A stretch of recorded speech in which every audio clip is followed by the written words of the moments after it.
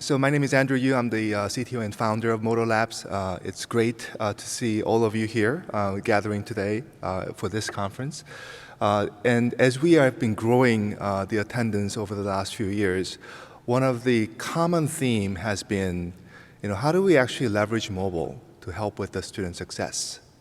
And of course, that idea, which is actually a rather broad idea, of incorporating all the different elements of a software system or digital technologies in higher education is a fundamentally challenging issue. So whether you are using PeopleSoft or Banner or whatever else, the higher ed industry overall really needs to figure out a way to bring out those capabilities so that we can actually provide those in the mobile application as well. So with that, our keynote speaker this morning actually has been spending the last 9 years working in higher education industry. Most recently, he led the digital transformation for Laureate Education. And prior to Laureate, he served as Vice President Product Management for Ellucian, where he provided strategic and executive leadership for Ellucian's mobile, portal and analytics, document management, and teaching and learning businesses and solutions. He also served as the Director of International Product Strategy at Blackboard, as Stuart had alluded to, which is now a great partner of Moto Labs. And Wayne is a Silicon Valley startup veteran and brings a level of passion, entrepreneurial spirit, and vision to everything he does. He's a graduate of Dickinson College and UNC Chapel Hill, both of whom are Moto Labs customers. So please welcome the CEO of Higher Ed Digital, Wayne Bovier.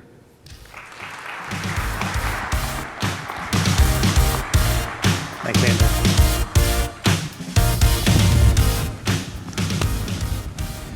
Good morning. Oh, come on, I know it's Monday, okay? Let's try that again. Good morning. All right, there we go. I want to welcome you all to Orlando. It's a real pleasure to be here. I want to thank Andrew, Stuart, and Courtney, and the rest of the Moto team for inviting me to speak. So hopefully you guys had a lot of coffee, stay awake, or at least I'll try to keep you guys awake. What I want to do today, make sure this, yes. What I really want to do today is talk to you guys about my experience.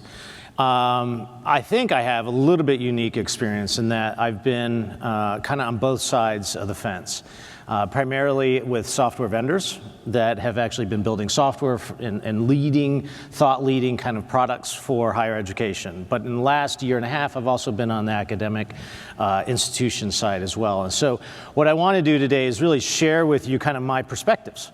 I'm going to be a little bit provocative, and really, what I would like to do is kind of set the stage for the rest of the conference. I'd like to spark some conversations amongst yourselves. I also will be around the rest of the conference, so I'd be happy to hear from you directly on what made sense, what didn't make sense, and ultimately, I feel like we're all in this together, and it's all about collaborating and figuring this out on how best to kind of overcome a lot of these digital challenges. So one of the other things I want to highlight in terms of my past experience, so at Blackboard, when I was there, I owned the mobile strategy, among a variety of things. So if you're familiar with the Terribly Clever acquisition and so on, I was kind of early part of that. Same thing, I came from DataTel. When I was at DataTel, I owned the mobile strategy for DataTel. And then when DataTel and SunGard merged, they formed Ellucian, and I also took over the mobile strategy for both of those companies and then formulated the Ellucian mobile strategy. So, and then at Laureate, I was responsible for really implementing kind of not only mobile, but really implementing kind of an overall kind of digital strategy and transformation around that. And so, and by the way, go Tar Heels. All right. So you guys know where I'll be at 9 o'clock tonight. I'll be the one dressed in blue, yelling and screaming. So. So I want to start kind of with a little bit of the end in mind. You know, the level of digital challenges that we're facing, I don't see any deceleration of this. In fact, I'm seeing it only accelerating. The level of complexity that we're faced with is only continuing to kind of grow. And I've done a lot of kind of research and looking outside of higher education. And it's absolutely clear to me, and I'm going to talk a little bit about this today, about how this is affecting every industry. And I'm going to put it in context, too, about where does higher ed fit with other industries, right? And it's pretty telling. And I think that we have some really major challenges to address. And I have some thoughts that I'd like to kind of share with you around that. This is one of the more provocative statements I'm going to make. You know, it's a little ironic in my opinion, right? You know, we're all educators, right? Regardless of whether or not you're an academic and you're teaching, we're in education, and I consider us educators. So, but I find, based upon my experience, that we're pretty awful at actually learning.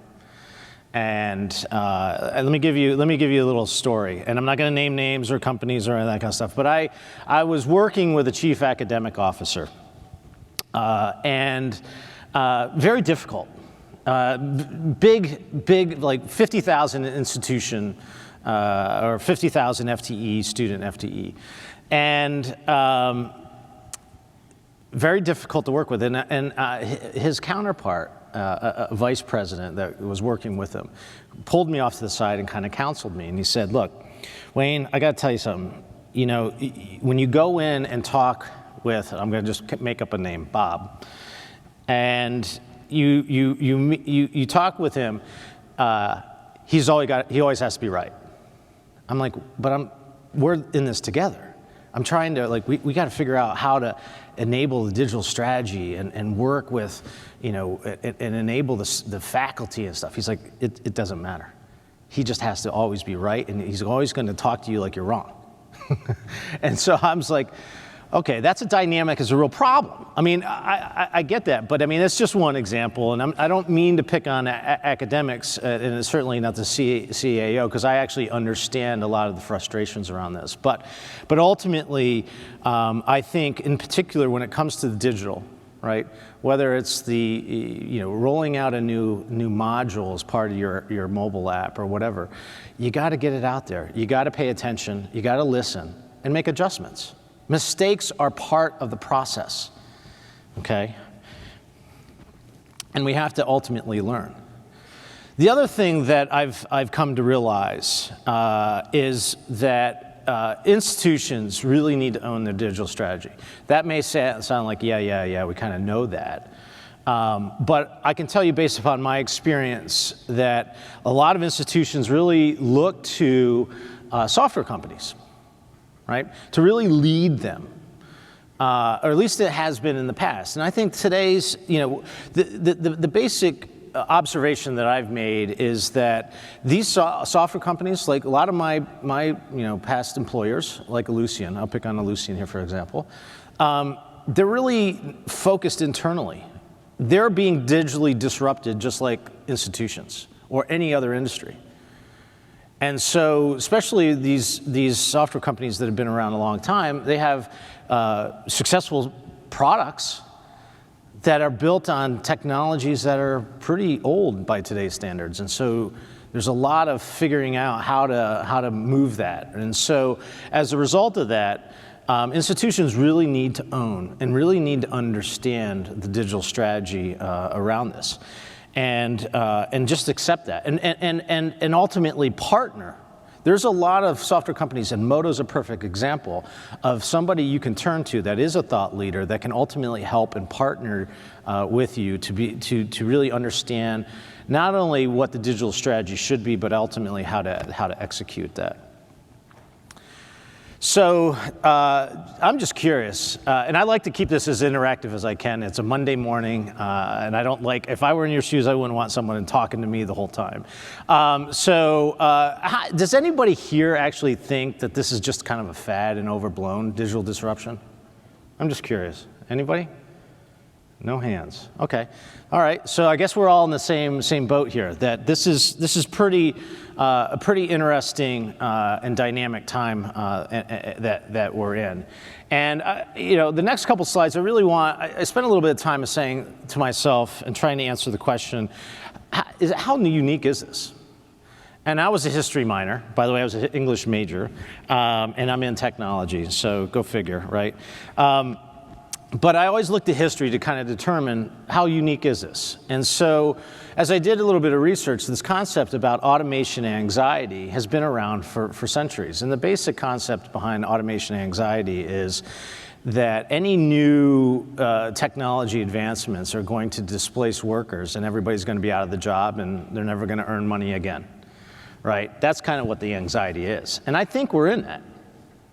I think we're in that right now. And so I've done a fair amount of research on this. There's lots of examples that are out there.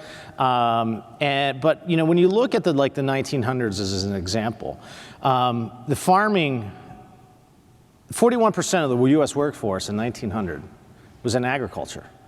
If you would have told them then that 39% of them were going to lose their jobs in 50, 100 years, right? The level of fear and anxiety that would cause, right? And again, I'm going to draw the parallel back to today, right? I think that's happening today. And this is across the board and not just within higher education. Similar to this, right? ATMs came out in the 70s. You would think, right, that with the ATMs, why do you need a bank teller? Ultimately, what ended up happening, right, and based upon the statistics I found, is actually employment for bank tellers have gone up. So these are examples, right, of that true displacement technology, and then technologies that ultimately enhance, right? And I think that there's going to be that dynamic is something that we're going to have to address within higher education.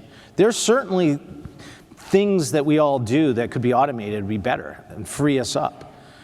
Right? And so a lot of this has to do with kind of overcoming the fear.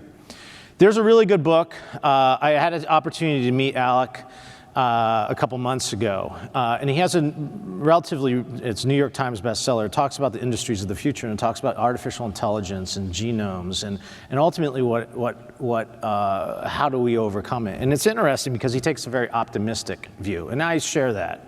I share a very optimistic view of things. And so I'm going to transition a little bit now and look at a company. Have you guys seen these? Have you seen the commercial with the guy on the right? Is it right? Yeah. How many of you guys actually seen it? Let me just raise your hands.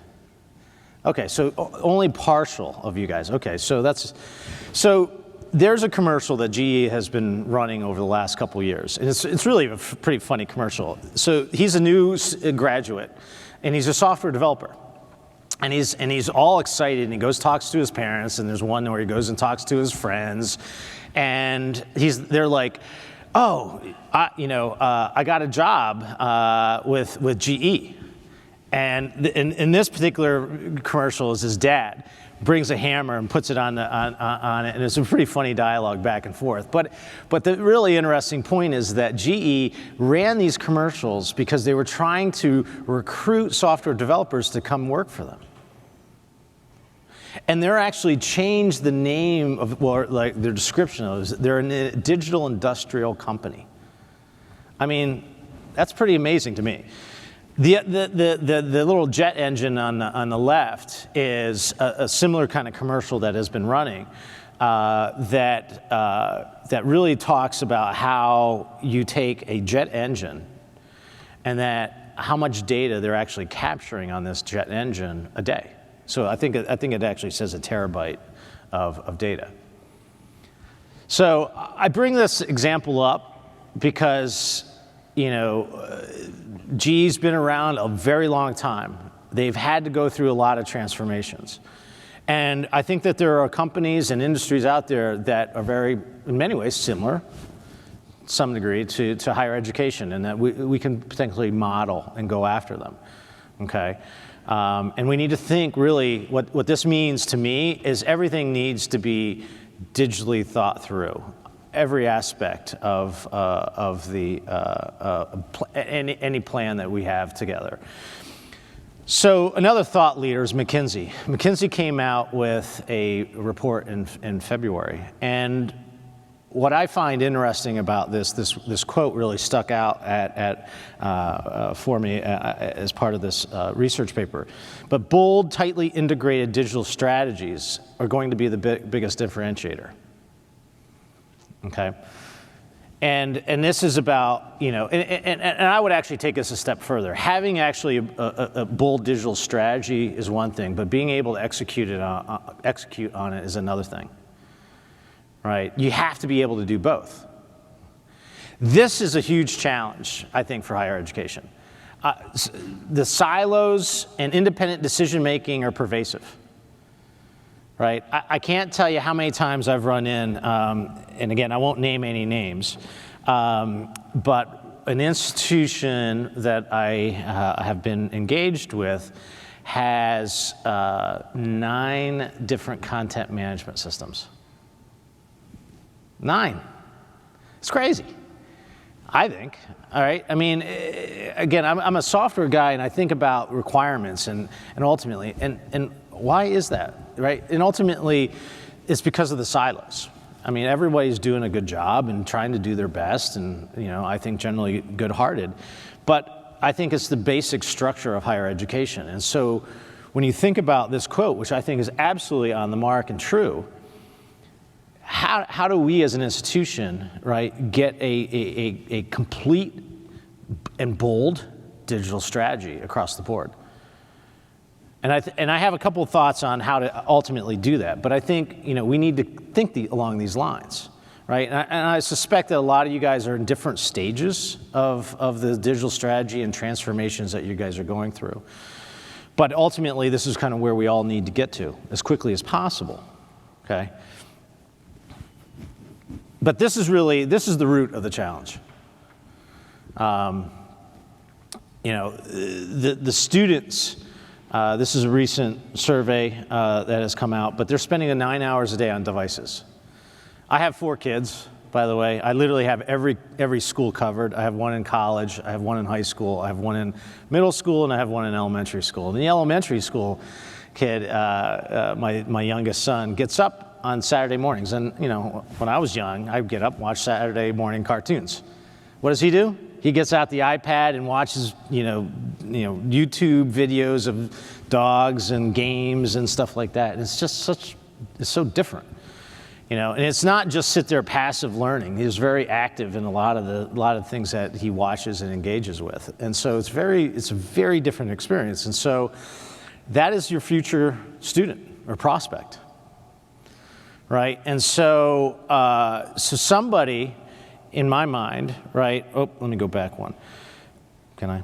So, I mean, the student expectations on how do they, engaging throughout the life cycle, right? So you think from a prospect to alumni, and the different experiences that you kind of go through. And one of the things that I've seen, and the big challenge is, every software vendor, okay, has kind of their own user experience. So Lucian has their own, Blackboard has their own, right? And the student has to navigate all these different experiences, and faculty, by the way. So I think that there's a major role, right? And this is where, in lots of conversations I've had with Stuart, is that this makes, having a mobile framework that you can own, that sits on top of all these systems, that allows you to own the user experience. I mean, you can minimize the experience underneath, but it allows you to really kind of make it as seamless as you possibly can. This is another recent survey by EDUCAUSE, and I'm not sure how. It's probably very hard for a lot of you guys in the back to see, but I just want to point out a couple things here. So the big blue area, which is almost 50% of it, is about convenience. So students were surveyed by EDUCAUSE on their use of the technology on campus, in class, so on and so forth. But beyond convenience, when you get to the other circles going to the left, helped, saved, improved. are the other three areas. So when you add in convenience and improved, saved, and helped, you're talking 94% of students are actually believing that technology enhances their education experience. Okay?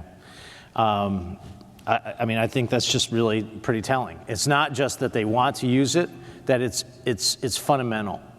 Okay? And clearly, right, what's a presentation without having Steve Jobs quote, right? You know, technology presentation. But, you know, this is totally true. And you're going to hear me talk a little bit more about this throughout the rest of the presentation about user experience. And in particular, this is another observation that I had with higher education, is that we tend to be very internally focused and then come out with the technology. That's not the right way to do it. We need to think about from the outside in. So I had the opportunity last night to have dinner with some of you guys, and we had some really good conversations around this. And you know, I think for those of you that are struggling of getting your institution and leadership on board with this, you know, you tried your personal persuasion on convincing them. You know, one of the easiest things to kind of cut through that bureaucracy is engaging the students, doing surveys. So with the mobile platform, it's easy, right? You're going to be able to collect all this, and you're going to be able to come back with the statistics.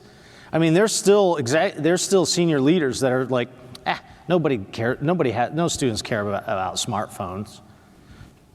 How can that be? But that was one of the observations that was shared last night, that one of their executives had that view, right? So ultimately, though, you I think, need to think about from the external back. And this now, I'll tie it back into the software companies, right? The software companies want to support you, right? And this is where you need to take a more proactive role, I think, and saying, hey, here's the features, here's the functionality that we want from the end user back. Okay, so think about the students and faculty.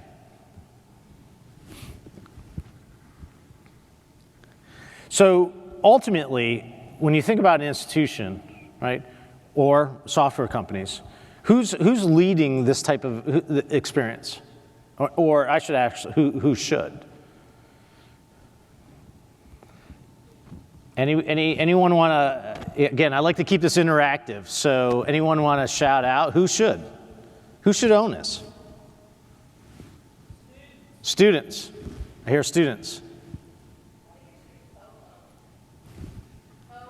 Co-owned by students and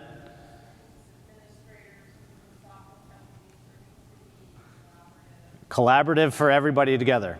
Okay? I like that. Anybody else? So I think it's the entire institution. How many of you are part of the academic or administrative staff, not IT? Okay, good mix. So again, my experience is that administrative staff, academics, think technology, it's IT. They'll solve the problem. We just throw requirements at them, right? I think it needs to be an entire institution. And this has been one of the things that I've been pounding home is that, again, when in the companies that I've been working for, is that based upon all the data that I've already shared with you, the stories I've shared with you, the institution leadership absolutely needs to own this. Can't just throw it over the wall. There is no more wall. We're all in this together, right? And that is, and I have lots of thoughts on how to do that, how to get a lot of the administrative staff that aren't, really supportive of this. I have some experiences that ultimately would work. So this is another thing I've heard throughout my career in higher education. We're special. Everybody's special. And my view is that, and this is global perspective of higher education, by the way, is that 98% similarity. There's 2%, right? And then 2% can be accreditation, it could be local regulations, and it could be some unique business rules, like registration and some of the registration rules and so on and so forth. But ultimately, I think the answer is it's yes and no. I think that we all have a lot of similar challenges, collective challenges. Student experience is disjointed. Way too often I see a prospect go from a CRM type of experience that is really nice, and then all of a sudden there's they go into the SIS, or they become an accepted students, and there's an incredible drop-off in terms of that experience. And a lot of the systems, like I mentioned previously, have their own user experience. So there's a lot of navigating. And again, this isn't just for students, by the way. This is faculty as well. Financial waste. I've seen lots of systems being invested in that are never released, never brought to the market, never used. They're ignored. Increased faculty workload. I'm going to make a plug here. I've actually, in the process, I'll share this with you, I'm in the process of writing another article that really focuses on faculty. And we all talk about student success, right? And it's kind of ironic for me, when I went to college, there was no such thing. It was look to your right, look to your left. They're going to be gone by the time you're graduated, right? Today, it's like everybody's catering to the students, which I think is great. I think is actually the right model. But what I'm going to promote is faculty success. I shared the story about the chief academic officer, but I actually have a soft place in my heart for him because. At least my theory is back in 1998, right? The view of the academic world was pretty straightforward, right? They would engage with students, they would prepare for class, they would probably work with a content provider for buying a book and deciding what book to teach and so on and so forth. But post 1998 with the LMS, right? And what didn't stop there is that the promise was that, this technology is going to make your life easier. It's going to make it better. That hasn't happened at all. It's gotten way worse, right? They have to do their job pre-1998 today on top of all this technology that is hard to use, the IT policies, all that kind of stuff. So I understand why in general, academics are very cranky. And so I think that there's a real important area that all of us, but software companies and those that are working on the strategy need to really try to understand faculty better and reduce their workload, because the more time that they're frustrated working through technical problems, the less time they actually are engaging students. Okay. Distributed and online data and reporting. Again, a lot of this has to do with the ecosystem underneath. Costly, outdated digital infrastructure, and legacy and high-cost architecture. Very complicated systems. So these are all things that we have together. I literally could probably spend the majority of the presentation on this. This was a partnership between EDUCAUSE and Gartner. There's a link on here. I think we're going to be sharing this presentation with you all, so you guys will have this. But let me kind of go through this. So this was really a Gartner survey, and this was a multi-industry view of CIOs. Higher education was one of them, or education, but majority of those responded in education were like 90-some% was from higher education. So when you look to the right, the top performers, okay, these are the top digital performers, companies, the CIOs, and what their barriers are. okay? So when you look through this, right, skills, resources, funding, management, sponsorship, these are the ones that are really doing well, and these are what their problems are. And I found it fascinating because I wanted to compare higher education. And interestingly enough, the ones that I've bolded are really ones I want to kind of highlight and talk to you about. But when you look at 1 and 2, right, it's kind of funny. Skills, resources, funding, and budgets are both the same. But I would argue that if you had all the money in the world and you had the resources, how successful would you, in higher education, how successful would we be? I'm not sure we would be very successful because of the other things underneath. Culture and structure of the org, okay, is number 3. It's on the top performers list, but that's at number 6, okay? The culture of higher education is really a barrier. Okay, and this is part of my experience as well, and it's interesting to see this backed up. The other ones are, other than the culture and structure, the other bolded ones, so 5, 7, 8, and 10, don't appear on the top performers list. And you guys want to take a guess at which one totally scares me? Anyone want to take a guess? The other 4? 5? Nope. Nope. 7.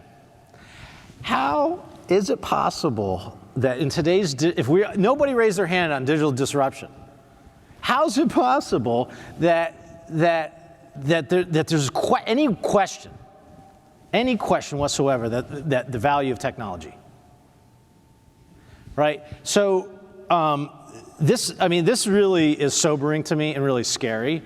I am an optimist. I think that we have to take this stuff kind of head on, right? And I think that there's examples out there. I think, one of the great things with higher education is we have a really strong community of sharing ideas and thoughts and these types of things. And so, but ultimately, there's a lot of time and effort that we need to put into this that really needs to kind of change the culture and change the thinking. Because, higher education has been able to withstand a lot of technology advancements for centuries. I think that this time is different. I think it's totally different. And why I think it's different is back to the students. I think their expectations, and the reality is there are institutions that are going to be in the top performers. And you go back to the McKinsey statement, those that actually have a consolidated, bold digital strategy and unified are going to get the lion's share of whatever industry that they're in. And in this case, where we had natural boundaries and borders for recruiting and stuff, with online offerings, all that kind of stuff, that is changing pretty significantly. So, again, I could spend a lot of time talking on this slide, but I think this is really an important slide, and I would highly recommend. It gets really it was about an hour presentation by Gartner, and it's really statistical and really interesting. Lots of nuggets of information, but this is one of the things that jumped out at me. And ultimately, I think it comes down to is fear of change. Kind of getting back to kind of the beginning is that, changing is scary, but, if you start and you get and become and embrace being a learning organization, that kind of cuts through the fear, I think, right? You partner, engage students, and you message home that we need to become a better learning organization. And the mobile framework that you guys are using is a perfect way to do that. It's a perfect way to engage students. It's a perfect way to try out new ideas, new modules, new capabilities. Hey, if nobody uses it, pull it off. But if it does, great. But learn, engage. Another thing that is, and I've touched a little bit on this, that's a reality. I think, my view is that higher education, this is where we are unique, maybe other than healthcare. Our systems are unbelievably complicated. And I don't see that slowing down either. I had the opportunity to talk to a CIO of a tuition-driven institution. They have 13,000 students, okay? So they live and die by their students. They're private. They have 32 enterprise systems and another 50 or so smaller systems. That translates into about, my guess is 40 to 50 vendors that they have to interact with. They have all competing sales messages, competing priorities, clearly competing technology stacks, and so on and so forth. And so this is really a challenge. And I don't necessarily, on how, there's unfortunately no silver bullet on dealing with these systems, right? But I do say that there is a way to kind of overcome a lot of this. And that is, again, going back to owning your digital strategy and owning the user experience. And you can do that by putting in a mobile framework, same with the portal framework, not an app, but a framework in place to actually then start to pull some of the data out of these systems to start to unify that, right? And then from the digital strategy, then you can actually put in the pressure on the software companies to make the features and capabilities that you need, that are important to you. So they actually can hear that from you. The other thing to consider is that not all systems are equal. Your investment should not be, when I say investment, the technology investment shouldn't be like peanut butter where it spreads evenly across, okay? That there are systems that are going to make an impact on you. If you had $1 million to spend, right, and think about it from an investor point of view. If you have, $1 million of your own money, right, would you invest it in SIS? Or would you invest it in something else? I would argue the SIS just has to work, has to be functional, has to run, it should be updated, but it's just there to run. I think that there are other ways that $1 million could be spent that are going to be way more impactful and deliver more results to you. And I would argue on again, it goes back to the user experience, right? Teaching and learning is another thing. Right? Investing in an area that is the core of your business, making it easy for students and faculty and advisors to engage and interact within a teaching and learning environment. They can easily find things, they can communicate with one another, so on and so forth. Those are the types of areas. So, I would challenge you guys to think more strategically about the systems that you guys have. And not necessarily kick the can down the road on some of this stuff, but really start to look more strategically of like what's really going to improve our competitive advantage or improve the student experience or faculty experience. Again, I'm going to go back to this about user experience. This was a really interesting quote I came across from the founder of Twitter. We all talk about user experience, right? And how important it is. But unbelievably, it continues to be undervalued and underinvested in. An institution, and again, I'm not going to name any names, very large institution, as part of kind of some restructuring that they've gone through, is they've gotten rid of their user experience department. You got to own the user experience. It's something that is fundamental, and the students expect it. The other side, on the technology side, these are some of the things that I'm seeing that are going to be important, and they're baby steps. Again, I would expect that some of you guys are in different stages of this. But really trying to automate a lot of the capabilities. Some of you guys actually have very small staff, some of them may be a little bit larger. But looking at it and embracing kind of agile, okay? How you work in a development organization is important, okay? I was able to do, in partnership with some on my team, to really kind of overhaul at Laureate, moving from a waterfall organization to a scaled agile organization in a relatively short amount of time. And everybody benefited. The CFO of the institution commented about 6 weeks after we had our first major milestone that we were able to address chronic transparency delivery problems, and this was in 6 weeks. And this was the CFO of the institution. So continuous delivery, being able to set up an automated way to deliver, get more efficient around that. Ongoing strategy. I've touched on that quite significantly, right? You got to have a bold, comprehensive strategy around this. And everybody needs to be on board, right? Outcome management, measure, learn. To me, this is about the learning part. Measure, measure, measure, and be, be very sober about what the data is telling you.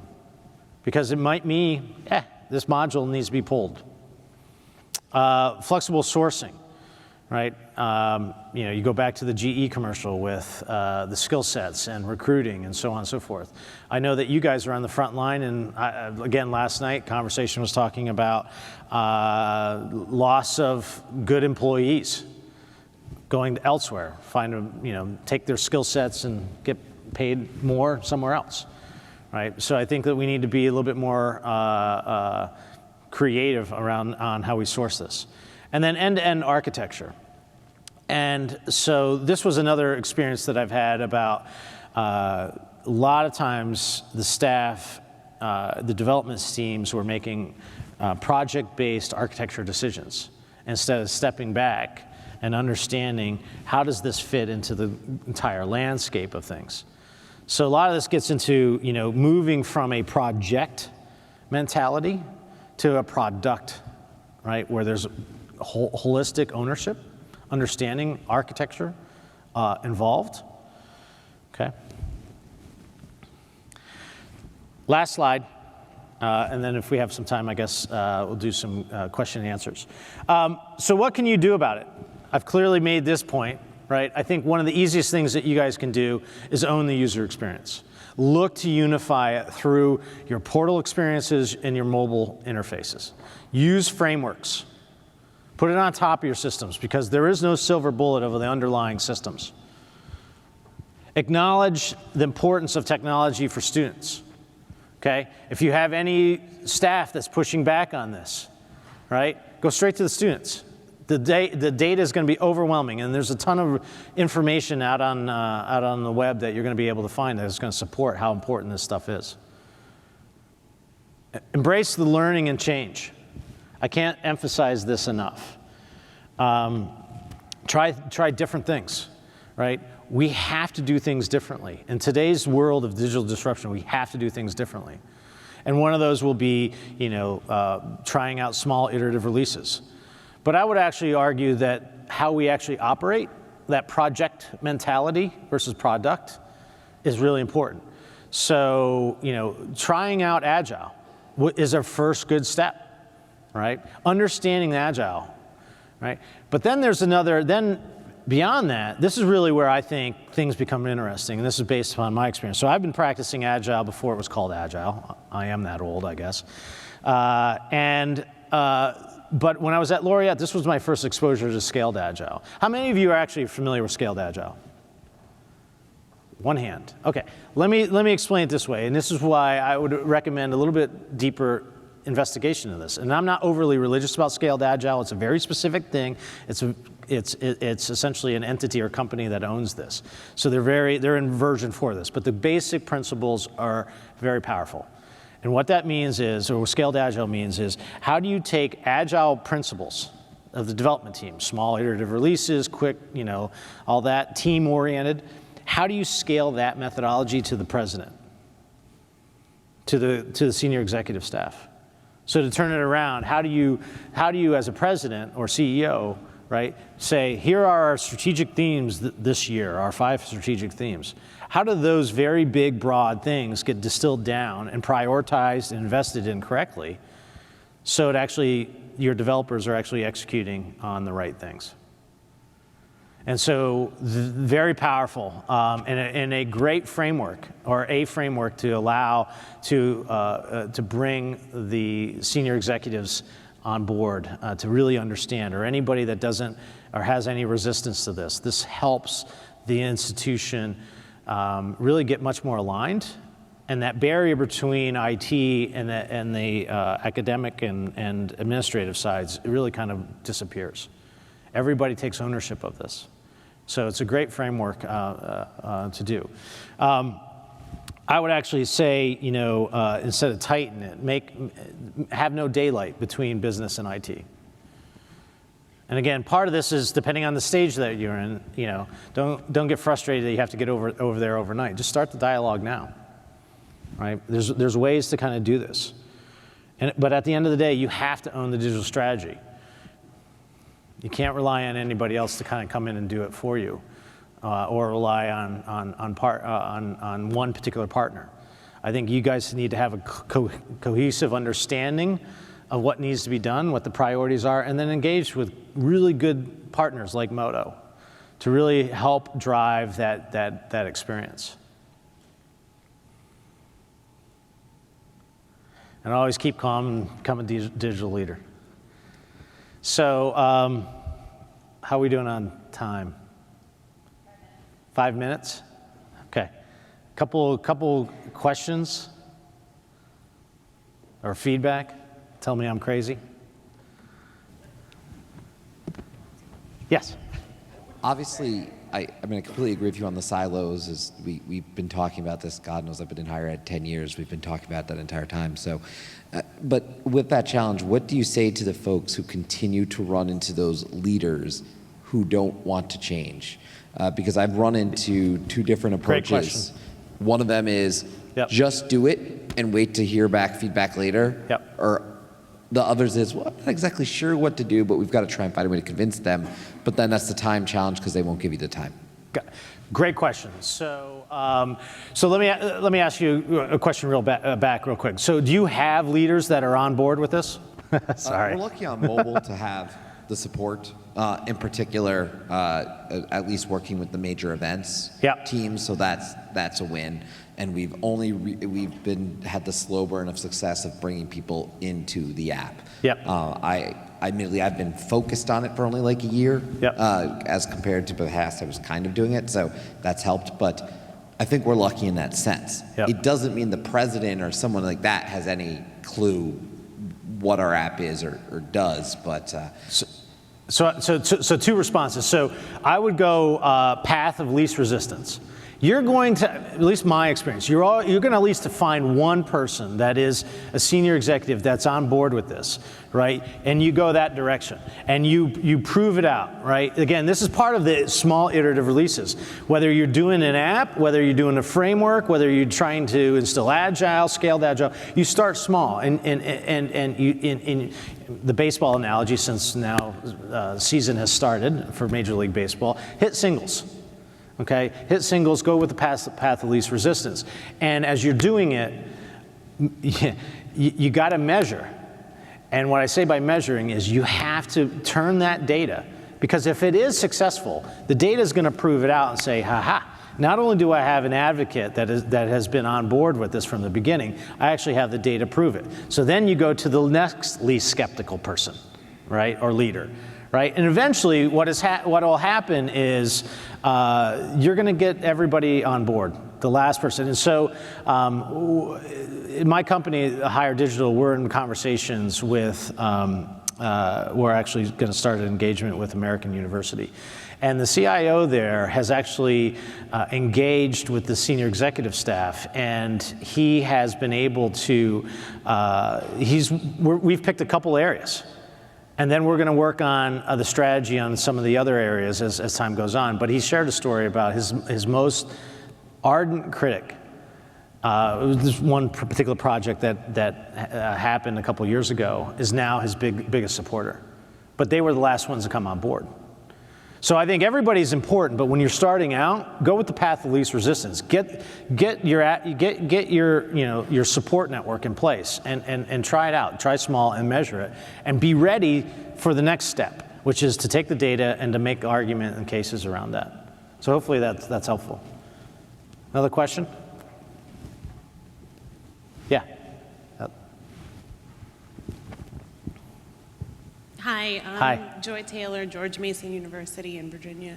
Oh, we're neighbors, by the way. I'm in Arlington. Oh, cool. So kind of the opposite end of the spectrum. So we, our leadership is on board kind of about all things digital.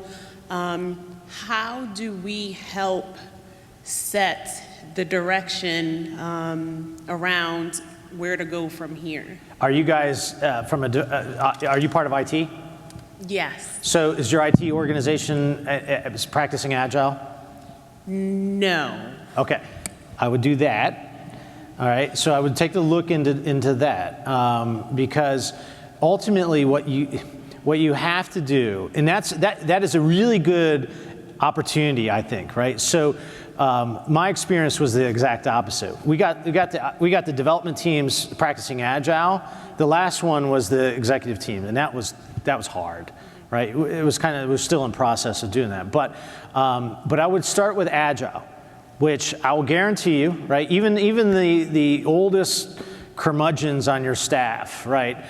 Once they actually understand what it is, it's not just a fad, it's not just something, it's actually it empowers your developers to make good decisions, but good decisions within context. So then I would also read about scaled agile. Now there's another framework that's out there called LESS, right? And just look at it from a principles point of view. So once you have that in place, then you can actually scale that. But central to that will be probably new skills and new roles and positions. And what I mean by that is product management. Okay, the concept of product management, which is, I mean, you guys are a fairly large institution, right? So you got a lot of systems. Well, who owns the strategy of those systems? So when your executive staff says, oh, okay, here's our priorities, I would guess that there's a gap between, okay, here's our priorities to actually what gets coded. And that's really what these frameworks do, is they provide a process to make it more transparent, align everybody. But there are gaps, I think, based upon what I've seen, of institutions don't have skill sets or roles or positions that deal with this. And that is, who owns those strategy? Who owns your LMS strategy? Right? Who can actually say, oh, this is the trends, what's happening in the LMS space. This is where we are. This is what our students and faculty need. We're heading in the wrong direction, right? And based upon these priorities, here's what we're recommending. And so it's a very, as you guys look to kind of mature, right? Put in the Agile, work through that development methodology, but eventually you want to get out of projects and get into product, which means strategy and everybody aligned and more transparency. So hopefully that helps. Yes, thank you. Are we good? Well, thank you guys for listening, and I very much enjoyed it. I'll be around, and I welcome any more questions and feedback and so on. So with that, have a great conference, and thank you, Moda.